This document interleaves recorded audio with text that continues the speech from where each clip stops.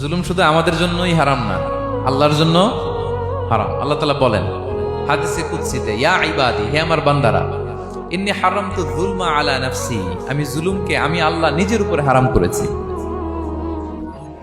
ওয়া জাআলতুহু বাইনাকুম মুহাররামা, এবং এই জুলুমকে তোমাদের উপর হারাম করেছি। ফালা তাযালামু, তোমরা একে অপরের উপর জুলুম করো না। জুলুম শুধু আমাদের উপরই হারাম না, আল্লাহ নিজের উপরও হারাম করেছেন। তাহলে জুলুমের সাথে কি মুমিনের কোনো সম্পর্ক থাকতে পারে? পারে না। এবং আল্লাহ তাআলা কখনো কোনো বান্দার উপর জুলুম করেন না। ওয়া আন্নাল্লাহা লাইসা বিযাল্লামিন লিল আবিদ, তিনি তার বান্দার উপর জুলুম করেন না। কোনোভাবেই যেন জুলুম না হয়ে যায়, এজন্য আল্লাহ তাআলা কিয়ামতের দিন মাওয়াজিনাল কিসত, ন্যায়ের মানদণ্ড তিনি প্রতিষ্ঠা করবেন, যাতে একটু ভুল না হয়ে যায়, জুলুম না হয়ে যায়।